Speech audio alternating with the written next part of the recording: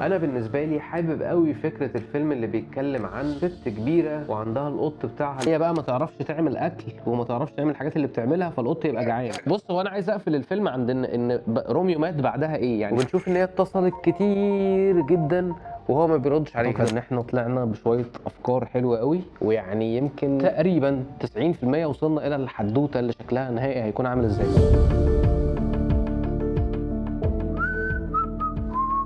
ويلا بينا نكتب النسخة الأولى من السيناريو بتاعنا اللي احنا ما اخترنالوش اسم لحد دلوقتي، بس يعني تعالوا نخلي الاسم ده حاجة أخيرة. أول حاجة هنعملها وهي إننا هنكتب السكريبت بتاعنا على برنامج وورد. ممكن تكتب على نوت على الموبايل، ممكن تكتب على ورق زي ما عملنا كده، بس يعني في مرحلة كتابة السيناريو عشان بيكون فيها تعديل كتير قوي، فانصحك إن أنت ما تكتبش على ورق، خليك على أي سوفت وير علشان لما تيجي تعدل الموضوع ما يكونش فيه شخبطة كتير وفيه مسح كتير وحاجات كده. في قاعدة كده معروفة إن أنت علشان الصفحة تطلع دقيقة، علشان مثلا لو أنت كتبت 10 صفح تبقى عارف إن الفيلم بتاعك هيكون 10 دقايق وهكذا، بتستخدم فونت معين بسايز معين أو بحجم معين. لما تكتب بالفونت ده وبحجم الفونت ده هيطلع معاك الصفحة دقيقة، ودي حاجة تقريبية طبعا لأن أنت ممكن تكتب حاجة فيها وصف كتير المخرج يعمل فيها تفاصيل كتير قوي، فيكون طبعا فيها مدة أطول من كده. أو أنت كاتب حاجة سلو موشن، فطبعا أنت هتكتبها هنا هتاخد وقت قليل لكن هي تنفيذيا هتاخد وقت كبير وهكذا. بس ده يعني تقريبا بيطلع الصفحة دقيقة. ومهم قوي انك تكون عارف ان النسخة الاولى او الفيرست درافت ما بيكونش احلى حاجة في الدنيا، بالعكس بيكون اوحش حاجة للفكرة. انت عندك مهمة اولى وهي انك الدرافت يخلص. مش مهم قوي ان انا كل مشهد اعيد كتابته 4 5 10 مرات، لا، ده مهم ان انت تكتب السيناريو كله من اول مشهد لاخر مشهد وبعد كده عدل بقى براحتك. فدي حاجة مهمة، كان مهم ان احنا نقولها دلوقتي. المشهد يعني زمان ومكان ثابتين، اي حاجه تتغير فيهم يبقى احنا هنروح لمشهد تاني ونعمل رقم جديد للمشهد ده. اول حاجه هنعملها وهي اننا هنمشي نكتب مشهد مشهد، فتعالوا نبدا باول مشهد. اول مشهد عندنا روميو يصعد فوق رف، هيوقع صوره من الصور اللي موجوده على الرف، وبعد كده هنسمع صوت فريدة هتناديله وتشيل الصورة، وبعد كده يروحوا يقعدوا في مكان تاني. فهنبدأ نرقم المشاهد. مشهد رقم 1، طبعا المشهد عندنا داخلي، اي مكان مقفول فهو داخلي. الداخلي ده فين بالظبط؟ هنقول ان هو هيكون في الصالة، صالة منزل. طيب ده ليل ولا نهار؟ قلنا ان هو هيكون نهار. نوصف بقى، نكتب الوصف بتاعنا.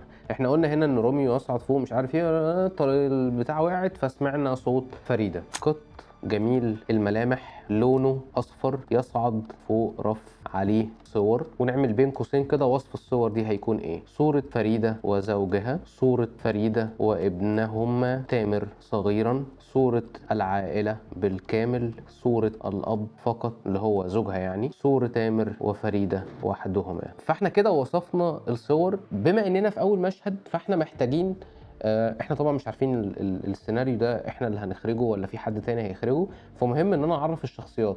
يعني الشخصيه اللي بتظهر معايا في الاول مهم اعرف اللي بيقرا السيناريو سواء المخرج او جهه الانتاج او اي حد ان الشخصيه دي مين او عندها كام سنه، تفاصيل عامه يعني. فريده امراه في 75 من عمرها، تعيش وحيده في منزلها بالاسماعيليه مع القط بين قوسين احنا كنا مسمينه ايه، روميو. طيب احنا لحد دلوقتي وصفنا بس فريده ووصفنا ان القط اسمه روميو. مش مهم نقول باقي المعلومات، يعني مش مهم نقول ان في حد بيجي يساعدها في البيت، مهم نقول ان هي ليها جارتها كذا طبعا لان المعلومات دي بتتقال في المشاهد. اعتقد مش محتاجين نوصف حاجه تانية عن فريده لان باقي الحاجات هنشوفها في احداث، فما نحرقش معلومات زياده. يتحرك روميو على الرف بيلعب، فتقع احدى الصور. انهي صوره بقى اللي هتقع؟ وده ممكن يكون ليه معنى، فخلينا نقول صورتها هي وتامر وجوزها، يعني الصورة العائلية اللي هم فيها هم الثلاثة. أو ممكن نخلي صورة فيها هي فريدة وابنها القط وهو صغير. ممكن تفتكروا أنهي اللي ممكن يكون لطيف؟ كل حاجة طبعا هتودينا في واي مختلف، بس خلينا نقول دلوقتي إن هي الصورة العائلية. فتقع إحدى الصور صورة فريدة وزوجها وابنها تامر. بعد كده نسمع صوت فريدة. بعد كده هننزل تحت شوية، الحوار بيكون في النص شوية هنكتب فريدة لأن فريدة اللي هتتكلم. فريدة هتقول إيه بقى؟ وهنا مرحلة مهمة وهي مرحلة كتابة الحوار. دايما بتحصل لي أنا شخصيا إن في الدرافت الأول بلاقي الشخصية بتتكلم شبهي. يعني أنا لو بقول صباح الخير لما باجي أقابل حد، فبلاقي الشخصية بتقول صباح الخير، بس ده مش صح. يعني لازم الشخصية تتكلم بلسانها مش بلسانك. بس اللي احنا هنعمله دلوقتي في أول درافت إن احنا برضو نرجع للهدف الرئيسي، ان انا عايز الدرافت يكمل، وبعد كده ممكن بقى اعدل جمل معينه، اشيل حاجه واحط حاجه وهكذا. طبعا هي مش هتبقى عصبيه على روميو، لان يعني هو الحاجه الوحيده اللي معاها في البيت اللي بتسليها، فمش هتبقى عصبيه. فاعتقد ان يكون رد فعلها اهدى. يعني لما هيوقع الصوره نقول يتحرك يومي على الرف يلعب فتقع احد الصور وزوجها ابنها تامر. نسمع صوت فريده هتقول كده يا روميو ما بخلصش من شقاوتك. انا فكرت هنا ان احنا ممكن نضيف جمله، يعني هتقول للقط، يعني بتكلمه بتقول له ان سميه مش موجوده عشان تشيل بقى كل حاجه هتوقعها، في اشاره يعني ان هما يعني هي متعوده ان روميو ده بيطلع يوقع حاجات كتير على طول. يعني سميه مش موجوده تشيل وراك. قالت الجمله دي اكيد كانت بتتحرك او بتقوم بشكل صعب علشان تروح تشيل الصورة اللي وقعت دي. نرى فريدة تتحرك ببطء وتشيل الصورة وتضعها مكانها. يبقى هي كده شالت الصورة وحطتها مكانها. بعد كده احنا كنا بنقول ان هي هتروح تقعد قدام شباك شكله كبير بتبص على الشارع. السؤال هنا اللي احنا هنسأله لنفسنا، الشباك ده هيكون في نفس الصالة ولا دي أوضة ودي أوضة تانية؟ طبعا الحاجات دي طبعا ممكن نعدلها بعدين، بس احنا خلينا نكتب بشكل واضح. يعني خلينا نقول ان الصالة دي هيكون هي فيها نفس الشباك اللي هي هتقعد فيه. تجلس فريدة امام شباك طويل يطل على الشارع ونسمع صوت موسيقى في الخلفية. طيب الموسيقى دي احنا كنا قلنا ان هي هتكون لعبد الوهاب. نكتب بين قوسين كده الموسيقى او الاغنية نسمعها من بداية المشهد. كده احنا عرفنا ان من بداية المشهد الموسيقى دي هتكون مسموعة. طبعا ممكن نعدل بقى نحط ان ده هيكون في الاول، يعني علشان اللي بيقرأ يتخيل من الاول الموسيقى موجودة. نكمل. فريدة سرحانة للشارع وترى، احنا قلنا بقى ايه، ان احنا هنشوف في حد معدي في الشارع فهيسألها على حاجة فهي ترد عليه وهكذا. إبراهيم وبين قوسين كده رجل أربعيني أسمر الملامح. هنشوف هي اللي هتبدأ الكلام ولا هو اللي هيبدأ الكلام. خلينا نقول إن إبراهيم هو اللي هيبدأ الكلام. يقف إبراهيم في الجهة الأخرى من الشباك وبصوت عالي، وهنكتب حوار إبراهيم. خلينا نقول إن هو هيقول لها صباح الخير يا فريدة هانم. صباح الخير، يعني بصوا قلت لكم ان انا بخلي الشخصيات تتكلم بلساني. فهنقول ان ابراهيم صباح الخير يا فريدة هانم. هترد فريدة هانم صباح الخير يا ابراهيم، ما تعرفش اي اخبار، ما تعرفش اي اخبار عن جارتها هنسميها ايه، ما تعرفش اي اخبار عن الهام هانم او الحاجة الهام مثلا. الحاجة الهام. مهم هنا ان احنا نقول ان لو عايز اكتب ممثل وهو بيقول حاجة اكيد بيشاور على حاجة، بيعمل حاجة. فانا هنا مثلا تخيلت ان فريدة هتشاور على البيت اللي جنبها. نبدأ من اول السطر كده. تشاور فريدة تجاه المنزل المجاور لها. فهنسمع بعد كده ابراهيم بيقولوا حالتها مستقرة بس لسه في المستشفى، ادعي لها. نرى فريدة ترفع يدها للسماء، اللي هو يعني بتدعي لها. بعد كده هنشوف ابراهيم هيكمل كلامه. هيسألها عن سمية. هيقول لها سمية موجودة عندك؟ فهي هترد عليه تقول له لا. او خلينا يقول يعني ان هو مش لازم يقول لها سمية موجودة عشان هي تقول له، يعني باين قوي ان احنا ايه، ان احنا بنقول دي عشان ده يترد. يعني سمية اتأخرت النهاردة زي العادة، فهي ترد عليه وتقول له لا ان هي مش موجودة. خلينا نقول ابراهيم هيقول سمية اتأخرت النهاردة. لا مش النهاردة، هم مش في شغل يعني، مش في شركة. سمية اتأخرت عليكي النهاردة كالعادة. سؤال يعني بيسألها سؤال. هنشوف فريدة هتقول راحت سافرت البلد، بتقول عندها حالة وفاة.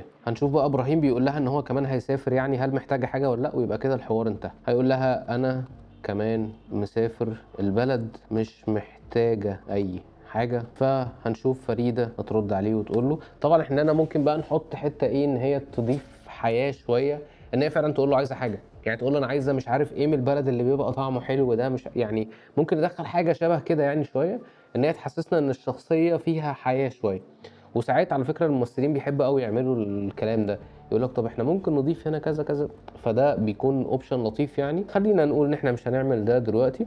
هو بيقول لها انا كمان مسافر مش محتاجه اي حاجه، هتقول له تسلم يا ابراهيم. او خلينا تسلم دي تحسها شباب قوي يعني، تحس بتكلم واحده صاحبتها يعني. شكرا يا ابراهيم. طبعا احنا ما وصفناش قوي ان القط موجود معاها خلال المشهد ده، فخلينا نكتب ده في الاول. يعني قلنا ثم تجلس فريده امام شباك طويل امام الشارع، اسمع موسيقى في الخلفيه عبد الوهاب، فريده السرحانه للشارع وبجانبها روميو جالس. طيب احنا هنا ممكن نضيف حاجه، يعني ان ابراهيم بيقول لها صباح الخير يا فريده هانم، وبعد كده هيقوم قايل صباح الخير يا روميو، على اساس ان هم يعني القط ده ليه شخصيه برضه كاركتر والناس اللي عارفاها عارفه روميو طبعا يعني. صباح الخير يا روميو. نرجع بقى للمعالجه اللي احنا كنا كاتبينها ونشوف. احنا كنا قايلين اصلا ان الشخصيه ابراهيم اللي احنا عملناه ابراهيم ده كنا مسمينه ياسر، بس احنا غيرنا اسمه دلوقتي عادي مفيش مشكله يعني. فريده تشاهد التلفاز. احنا كده كان نهايه المشهد بتاعنا قطع،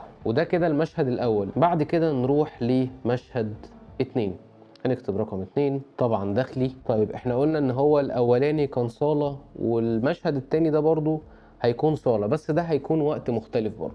فهنقول ان هو برضو صاله. طبعا الصاله دي ممكن تكون جزئين، نعملها 1 و2 يعني. ليلا طبعا احنا لو بصينا هنلاقي داخلي صاله ليل، والمشهد الاولاني داخلي صالة نهار. طبعا احنا كنا كاتبينها فوق صالة منزل، فممكن هنا برضو نكتبها صالة منزل. يعني محتاجين نبين في السكريبت ان الشقة اللي هي قاعدة فيها او البيت اللي هي قاعدة فيه محتاج يكون واسع وهي لوحدها في البيت، فده يحسسنا اكتر بالوحدة يعني. ففكرة خلينا نقول ان اللي فوق صالة 1 ودي صالة 2. طيب تعالوا نكتب المشهد التاني. عندنا المشهد التاني، تعالوا نتخيل، ومهم قوي ان انت تتخيل وانت بتكتب. هي قاعده قدام التلفزيون، صوت المسلسل شغال، سامعين صوت نونوة القط. ممكن نقول من الاول يعني احنا شايفين التلفزيون عليه المسلسل، بنشوفها وهي بتبعت مسجات او فويس نوت لابنها تامر، وسامعين صوت، عارفين الرنه بتاعه الماسنجر وبعدين بتنتهي، فبنفهم ان في حد بيتصل بحد كتير يعني. بعد كده بنروح لها بنشوف ان هي اللي بتتصل. طبعا احنا قلنا ان هو هيكون متوفي من فتره، فاحنا ممكن نخلي فوق في المسجات يكون حاجه ليها علاقه بان هو ما فتحش بقاله شهور، او اخر مره فتح من سنه مثلا، حاجه شبه كده. هي في الاول طبعا هتحسس المشاهد ان هو ده يا بقاله سنه ما فتحش، يعني مش مهتم حتى يسال على والدته او حاجه. تعالوا نكتب ده عشان ما ننساش. نرى تلفزيون شغال عليه مسلسل قديم. مسلسل قديم جدا. طبعا احنا لو في دماغنا حاجه معينه، مسلسل معين ممكن نكتبه يعني. نسمع صوت رن اتصال على الماسنجر، لنرى هاتف في يد فريده، ورنات كتير جدا لم يتم الرد عليها، ونرى صورة تامر هو وزوجته، ويبدو أن تامر لم يفتح منذ سنة. ده كله احنا شايفينه في الشات ده في كلوز اب. نرى ايضا رسائل مسجله. طبعا انت مش لازم تكتب بعربي فصحى او يعني اكتب باللي انت متخيله، اهم حاجه اللي يقرا يتخيل اللي انت قاصد ان انت تقول. نرى ايضا رسائل مسجله كتير من فريده. ننزل تحت شويه. كان مهم ان احنا في المشهد اللي فات نكتب ان فريده لابسه نظاره حجمها كبير، علشان ندي انطباع من اول الفيلم، ما نخليش ان ده مفاجاه كده في النص فيبان ان هي نظاره قرايه او حاجه. خلينا ده نعدله في الاول. في المشهد الاولاني قط جميل الملامح مع القط روميو، يبقى هنزود هنا ان فريده ترتدي نظاره ضخمه. فريده ترتدي نظاره ضخمه ويبدو ان نظرها ضعيف جدا. احنا هنا خلي بالك عملنا حاجه مش اجمد حاجه في العالم، خلي بالك او خلي بالك يعني، ان احنا قلنا فريده ترتدي نظاره ضخمه ويبدو ان نظرها ضعيف، فاحنا هنا كتبنا حاجه فيجوال او حاجه مرئيه. فاللي ممكن اللي هيقرا السكريبت هيفتكر ان احنا هنا هنقطع نروح نشوف فريده، وده مش المطلوب اصلا. فخلينا نعمل ده كات ونشوف المكان المناسب ان احنا نقول المعلومه دي. يبقى احنا قلنا قط جميل الملاوح، يبقى احنا بنشوف القط الاول وبعد كده بندي فكره مين هي فريده. يتحرك رومي في الرف كده مش عارف، نسمع صوت فريده، يبقى يمكن هنا هنشوف بقى فريده. نحط الجمله بتاعتنا هنا، فريده ترتدي نظاره ضخمه ويبدو ان نظرها ضعيف جدا. حلو قوي، يبقى ده المكان المناسب، لان فعلا احنا ساعتها هنقطع ونروح لفريده. احنا كنا قلنا ان هي هتبعت فويس نوت او حاجه، وهي بتبعت فويس نوت يعني بتحكي له. خلينا نقول ان هي هتبعت له وتقول له ان النهارده اليوم كان جميل قوي. طيب نرجع اللي احنا كاتبينه، ان احنا كنا كاتبين ان هي تقول له ان هي مش زعلانه، وان روميو اجمل هديه جات لها. بس انا حاسس ان احنا خلاص طالما رحنا ان هو متوفي بقاله فتره وهي بتبعت الحاجات دي كده من الخرف اللي حصل لها، خلينا نقول ان هي هتبعت له بتحكي يومها زي ما قلنا في النهايه كده، وقت ما هي رجلها مكسوره وروميو مات فهي محتاجه تبعت رساله لتامر عشان تقول له اليوم ايه اللي حصل فيه النهارده. فنقول ان ده عاده هي بتعملها كل يوم، ان هي بتحكي لتامر ابنها كل حاجه. صعبت عليا جدا والله الست دي، بس خلينا ده حلو ان احنا في مشاعر حقيقيه في المشهد. ترسل فريده رساله صوتيه، وبعد كده هنسمع بقى صوت فريده تقول له: تامر حبيبي وحشني ووحشني اشوفك. حاسس انا بكتب اغنيه شويه. النهارده عملت لروميو، انا مش مربي قطط بصراحه فما اعرفش ايه الاكل اللي ممكن تكون بتعمله، بس خلينا نقول بما اني مش عارف فيا اما هسيرش اشوف ايه الحاجه اللي هي ممكن تعملها للقط يكون فرحان قوي عشان نخلي الموضوع حقيقي. بس خلينا مبدئيا نكتب اي حاجه عاديه جدا. احلى اكل سمك وكان مبسوط. هي بتقول نفسها يعني هتقول لي ايه ده بقيتي بتعملي الاكل كمان، فترد وتقول هقول لك علشان سمية سافرت.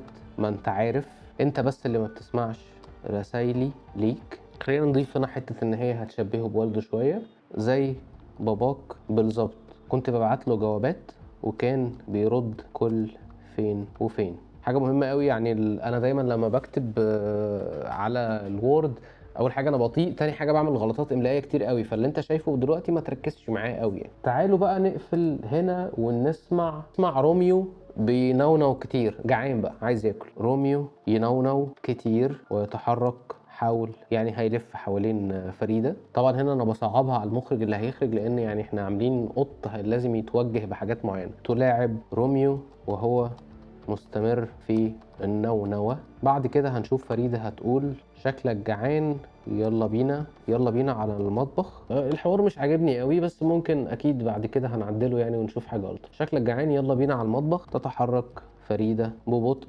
وروميو يتحرك معاها وينتظرها امام المطبخ. بعد كده هنعمل قطع.